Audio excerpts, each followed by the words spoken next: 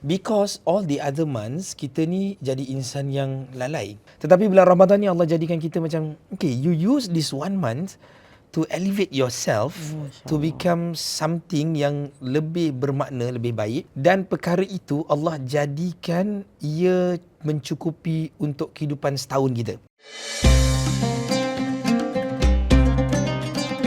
Assalamualaikum semua. Selamat datang ke Cakap Masjid. Masya Allah, ini adalah episod ketiga Cakap Masjid untuk bulan Ramadan. Dan saya mengajak ramai untuk jangan lupa untuk like, share dan subscribe. Dan follow lebih banyak konten Cakap Masjid yang kita mengharapkan untuk sebulan ini dapat mendekatkan kita dengan Allah Subhanahu Wa Taala dan juga menjauhkan kita dari apa yang perkara-perkara yang kita rasa kita dah lama nak tinggalkan. So make this Ramadan penyebab kita tinggalkan benda-benda yang kita dah lama terfikir nak tinggalkan. Apa kita tinggalkan tu cuma Allah, cuma awak dan Allah yang tahu ya. Yes. Macam yalah, kita adalah benda-benda kita sendiri kan Ustaz kan. Macam tu Ustaz. Assalamualaikum Ustaz. Waalaikumsalam warahmatullahi wabarakatuh. Ustaz datang, alhamdulillah Ustaz datang ke Cakap Masjid dalam keadaan dibasahi hujan. Ya, ni proof dia ni kering. Proof dia. Dalam keadaan dakwah tu dihujani. Semoga setiap hujan-hujan yang datang ni adalah hujan rahmat. Amin ya Rabb. Allahumma amin. Kita punya dia punya baju hujan tu dah menipis sedikit. Dia kan ada protection of waterproof tu. Saya rasa waterproofnya protection dah kurang. Macam gugurkan segala dosa, tambahkan segala pahala. Masya Allah. Tapi interesting lah Fiza, macam saya bawa motor. Okay, so saya selalu dapat this kind of questions lah. Like people, ya Habib macam mana nanti kau pergi sini, kau pergi nikahkan orang ke, kau pergi kuliah ke, Habib hujan macam mana? And they always ask that question. Mula-mula kita rasa soalan tu macam, apa benda soalan kau ni? Pakai baju hujan lah. Cuma dia macam dia punya concern tau. Like, kesian kau basah, kau gini. Tak selesa. Yes, kan dia lebih pada kesian macam, kesiannya macam gini. Tapi lama-kelamaan kita rasa macam, okay lah, that's part of it. Kita rasa macam, kadang-kadang kita macam mungkin nak termarah ke kan. Macam kita rasa, bukan marah siapa, kita rasa macam, apa salah hari ni pula boleh hujan. Hari ni ada banyak appointment boleh hujan pula. Tapi kita kata, kita pujuk diri kita, pujuk hati kita. Kita kata yang Allah SWT dah turunkan rezeki. Allah SWT turunkan rahmat. Mungkin beberapa minggu lepas kita rasa panas lah. Kita komplain. Kita kata macam panas sangat. Kalau lah hujan, boleh hujan kan bagus. Sekarang betul, Allah bagi hujan. Masya Allah. So always look on the bright side. Masya Allah, Masya Allah. Betul. And I thought it was beautiful Ustaz bila katakan bila orang concern pasal you. Padahal you're okay. Kita okay. Yeah. And that is, I think that's rich. Sebab sekarang orang cakap, this is how it feels like to be rich. Rich is contentment. Okay. And you're contented. Yes. Hujan-hujan lah. And I think that's power. I mean, that's power. Macam ada orang macam like, I tak boleh macam gini nanti kalau I buka my helmet I rosak. But you're like, suka hati lah, I'm okay, I'm good. And I feel that is being rich. Yalah, like you don't find ada kekurangan di situ kan? Betul. Masya Allah, Masya Allah. Semoga kita akan mencari our contentment in our ways in this Ramadan. Sebab saya kadang-kadang Ustaz bila dengar cerita pasal kemauan kita, kita ingat, okay, kalau I sampai bab ni, cukup. Bila dah sampai kat stage tu, you minta lagi, you minta lagi, you minta lagi. And it's a reflection for myself. Like you know, I think about it often. Sebab contentment is really kekayaan yang sebenar. Yang sebenar. Masya Allah. Dekat pasal Ramadan Ustaz, kita tahu bahawa ini adalah bulan yang mana kita mencari contentment yang kita perlu untuk cari. Dan juga Ramadan adalah bulan di mana kita tahu bulan Al-Quran diturunkan. Okey, betul. Mungkin Ustaz dapat terangkan bagi yang baru-baru ni nak mencari contentment in Ramadan. Yes. Bezanya malam nuzul Quran dengan malam Lailatul Qadar. Yes, itu satu yang mungkin siapa yang dah mula mengkaji Al-Quran sedikit, maksudnya dia mula belajar tahu yang Al-Quran ni diturunkan and stuff, dia merupakan wahyu kepada Rasul sallallahu alaihi wasallam. So mereka dah start nampak, dah start follow lebih dekat tau. Dia dah follow rapat-rapat, Al-Quran ni macam mana style dia Allah SWT turunkan. So they got to know that Al-Quran ni diturunkan, there's one part yang mereka faham, yang tadi you mention, kita ambil ikut timeline lah, Nuzul Quran ni 17 Ramadan lah. Okay, so itu satu number yang date yang mereka simpan. Save the date Nuzul Quran 17 Masya Allah. Dan kemudian mereka baca lagi, mereka belajar, kenapa ada satu lagi turun Quran pada salah satu daripada malam Lailatul Qadar? And mereka belajar pula yang malam Lailatul Qadar tu it only happens on the last 10 nights of Ramadan, which is bukan 17 lah. Jadi mana satu? Sebenarnya para ulama bahaskan perkara ini, mereka sebutkan yang Al-Quran ni diturunkan actually 2 tahap ataupun boleh kita sebut 2 tahap ataupun 2 bentuk penurunan lah, 2 kali. Satu, dia diturunkan completely, penuh tau. Maksudnya semua isi kandungan Al-Quran, we are not talking about dia punya physical book itself, tapi isi kandungan Al-Quran tu diturunkan, asalnya disimpan daripada Lauhi Mahfuz. Di situlah tempatnya semua, kalau kita boleh sebutkan kerana cerita Lauh Mahfuz ni, dia cerita panjang, tapi konsep Lauh Mahfuz ni ada juga pada agama-agama lain. Dia panggil the tree of life, you know. I am not referring yang itulah dia, tapi dalam hadis ada cerita konsep-konsep yang sama. Dia macam sebagai pemula dia lah. Okay, so disimpan di situ Lauh Mahfuz. Kemudian diturunkan, dipanggil ke satu tempat bernama Baitul Izzah. Ini di langit dunia. Macam mana kita faham langit dunia ni? Kita faham yang universe ni dia ada layers yang kita tak tahu, dan sebahagian besar ulama sebutkan apa yang kita nampak ni semua dia satu, only the first layer. So diturunkan all the vastness of that universe ni baru satu layer. Jadi wallahu alam, namun Allah turunkan ke sana, Allah simpankan di situ. Itulah yang Allah turunkan kali pertama completely. Allah sebut dalam surah Al-Qadr, Allah sebut inna anzalnahu fi lailatul qadr. Banyaklah beberapa ayat lain pun Allah sebut di malam yang mubarakah. Itu turun secara penuh satu Quran. Okay, now we are talking about the first wahyu, the second step pula. Now from that sama'i dunia Baitul Izzah tadi nak diturunkan kepada Rasul. Rasul sedang menyendiri di Ghar Hira ataupun di Gua Hira di Jabal Nur.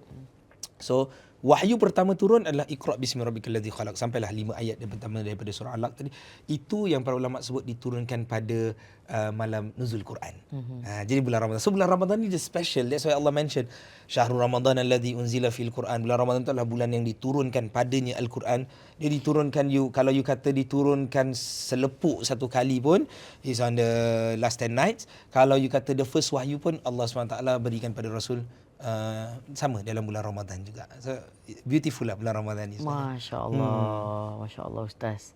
Wow, I got really macam teary-eyed there sebab bila kata apa kita nampak ni satu, only one layer. Can you imagine? Just that one layer je kita dah tak terdiscover. Betul.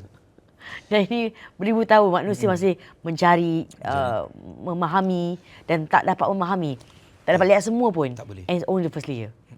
Menariknya Allah SWT nak jadikan tu, mungkin kalau siapa-siapa yang belajar, kita baca sikit dalam sains, kita tengok dalam bidang astronomi sikit, kita akan nampak dekat sana pengiraan dia dah tak boleh kira dengan kilometer sebab jauh. So they count it as light years. Dan kita, you guys boleh Google, boleh baca macam mana light years ni speed dia per second tu, saya tak salah 124,000 kilometer per second tau. 124,000 tau. So dia jarak dia jauh. Jadi tetapi nak tunjukkan, okey, kalau jadi pergi ke bintang tu berapa jauh, dia akan cerita, oh ini 300 light years, ini 3000 light years. So tadi I'm talking about seconds. Now kita comparekan kepada ratusan dan ribuan light years. Tetapi menariknya adalah, okey, walaupun kita ada all these kinds of calculation, measurement, it's okay, kita boleh sampai ke hujung lah, kan kita kata. Tapi Allah nak jadikan, menariknya Allah sebut dalam Al-Quran yang universe tu sentiasa Allah kembangkan. Allah will expand it. Expand it, Masya And Allah. if you look into the perspective of science, you akan nampak our universe is keep on expanding. Kenapa? Dia keep on expanding tu bukan dia yang besar, tetapi the lights never reach us. Kita belum dapat nampak sebab dia jauh sangat. Lampu tu, cahaya tu belum sampai lagi kat kita. Itu yang kita sebut keep on expanding. So the more you discover pun, sebenarnya dia makin besar, dia makin jauh, makin jauh. So kalau bahasa mudah maknanya sampai ke sudah pun tak boleh discover ni. Kononnya gitulah. Allah nak jadikan benda tu rahsia je. Masya Allah. Nak jadikan dia rahsia, kita keep it that way. Masya Allah. Macam kalau kau dah cukup pandai untuk dapat tahu in light years, I'm telling you, you takkan pernah cukup pandai. Lebih kurang gitulah. Allah. Kau carilah, kau tak dapat jumpa. Macam gitu. Sedangkan lautan tu tak dapat kita fully discover. Correct. Within our own, Within kita punya home. Kita punya home. Yes. Kan, Masya Allah, tabarakallah, Masya Allah Ustaz. I love it bila kita dalam Ramadan ni kita macam cuba untuk mengetahui, memahami tentang Quran, and it makes us even like appreciate the other things. Dia buka macam topik tentang bumi kita, tentang the world that we're in, kan. Correct. Jadi Ustaz, selalunya kalau kita tahu hari-hari istimewa ni kita akan berpuasa. But now we're within Ramadan, kita memang dah berpuasa. Jadi bagaimana kita nak menghidupkan malam nuzul Quran? And how do we keep up? Sebab kita nak try our best for all 30 nights. Yes. Especially untuk 10 malam terakhir, kita mencari 10 malam terakhir tu. So kalau 17 Ramadan ni, macam mana kita nak raikan dari permulaan daripada maghrib ke macam mana Ustaz permulaannya? Yes. Interesting but why not kita look it into a little bit different way, sebab kita always jadikan certain tarikh, dates ni sebagai sesuatu yang kita celebrate, which is I think nothing wrong with it lah. Supaya with that celebration tu kita rasa macam lagi macam empowerkan diri kita to be more focused, more central on whatever things yang kita nak celebrate tadi kan. Tetapi kalau kita tengok para sahabat di dalam satu periwayatan ni menyebutkan tentang macam mana sahabat get ready for Ramadan. Insya-Allah. Diorang ni dia get ready Ramadan ni 6 months before Ramadan, and selepas Ramadan tu dah selesai, mereka akan masih lagi ada that aura atau vibe Ramadan tu for another 6 months. Jadi kalau kita ni kan kata ni yang tak fikir Ramadan dulu lah. Bila kita mungkin rasa Ramadan, mungkin bila kita tengok dekat social media orang tulis lagi 20 more days, kita macam, alamak, dah dekat lah. Ataupun mungkin kita punya guideline kita tengok, bazar kat rumah kita dah start buka kan. Betul. Few more days. Bazar Arab Street dah buka. Dekat puasa dah. Kita macam gitu kan. Kita macam, okay, dah nak puasa lah. Jadi kita pun macam, kita get the vibe lah. Tapi rupanya para sahabat ni mereka nampak Ramadan in different way. Mereka nampak Ramadan tu satu peluang untuk pertama sekali upgrade ibadah, ataupun kita boleh macam ibadah kita tu boleh kita satu added value lah. Kita boleh naik tambah amalan ibadah kita, dan kemudian dia satu peluang untuk kita mengecap kebaikan yang ada dekat dalam. So now when you ask about Quran itself, now 70 Ramadan, macam mana kita achieve? I would suggest ikut contoh sahabat tadi. Mungkin bukan 6 months, tapi earlier than that. Kalau kita tak dapatlah pergi terlampau awal jauh sangat, mungkin since the early of Ramadan tu kita dah mula dengan membaca Al-Quran sikit-sikit. Kemudian kita boleh choose surah tau. Let's say kadang-kadang kan ada surah-surah yang macam kita selalu dengar macam orang cakap pasal surah Kahfi, mungkin kita baca pun. Ataupun orang selalu kata surah Mulk, orang cakap surah Ar-Rahman. Okay, I know that surah, maybe I pernah baca, tapi I belum pernah tadabbur. Masya So Allah. what is tadabbur right now? Itulah yang Allah SWT sebut dalam Al-Quran, tujuan bila Quran tu diturunkan untuk ditadabburkan, biru ayatihi, untuk supaya ayat-ayat itu ditadabbur. So what is tadabbur? Tadabbur ni maksudnya memerhatikan. Supaya ayat tu kita fokus, kita tengok, and then kita at the same time we do our own self reflection.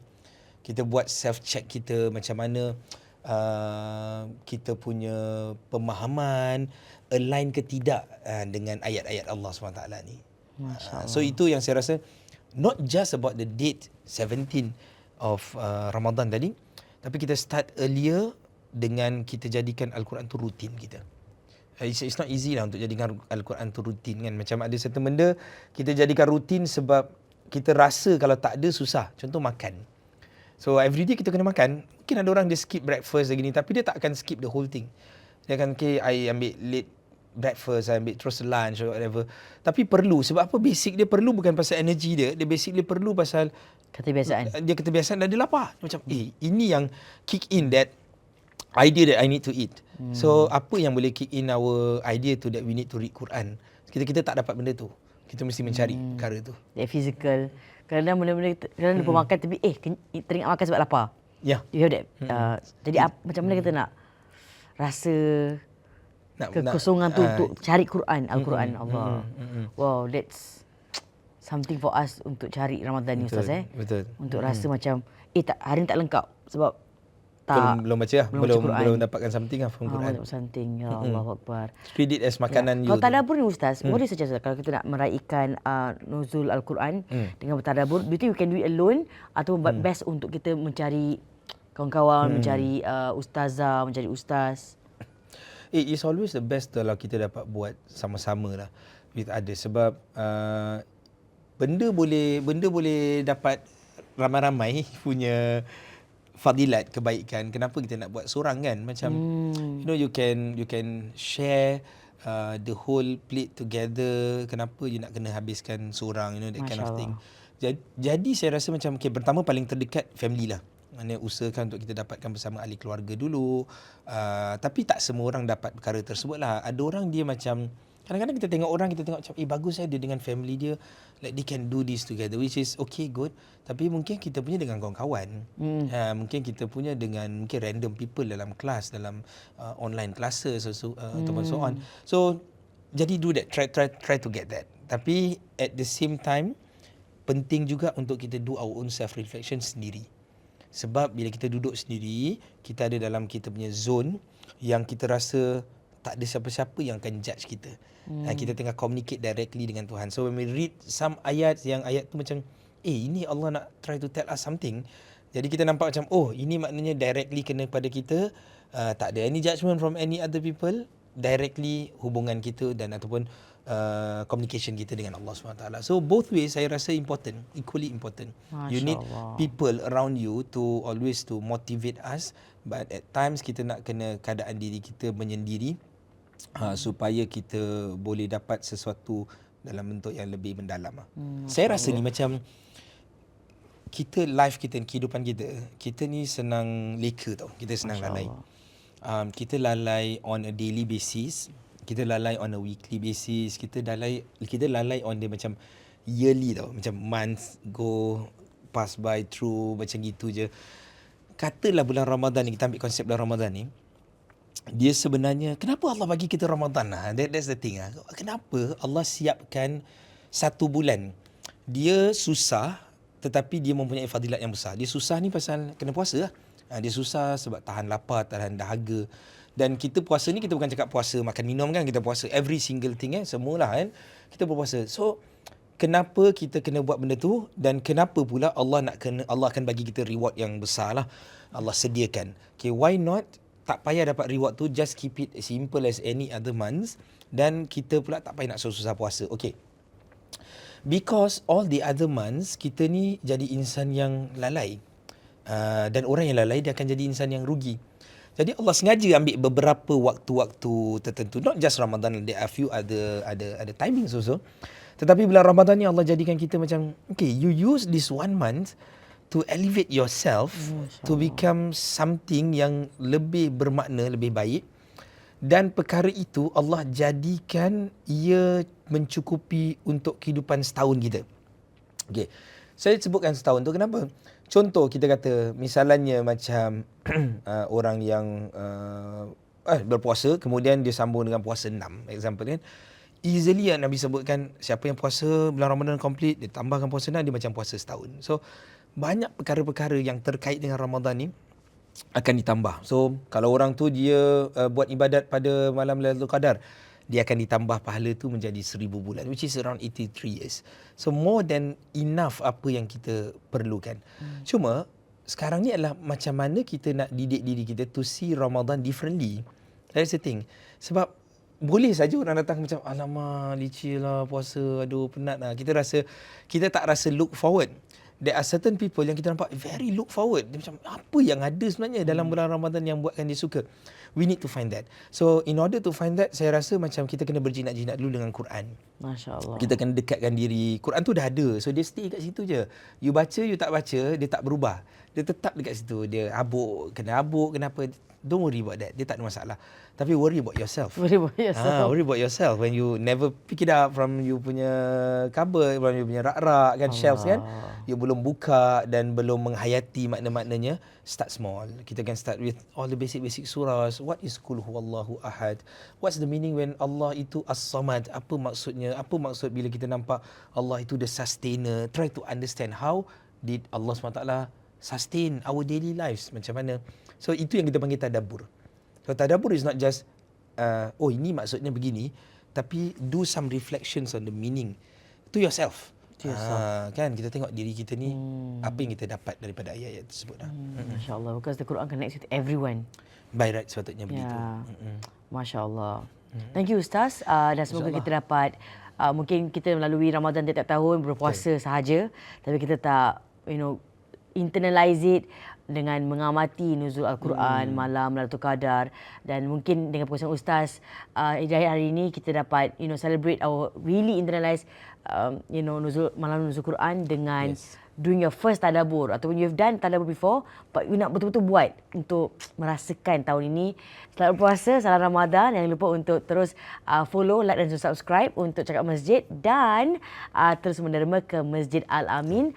Jangan lupa juga untuk ikuti Ustaz di social media Ustaz Dayat.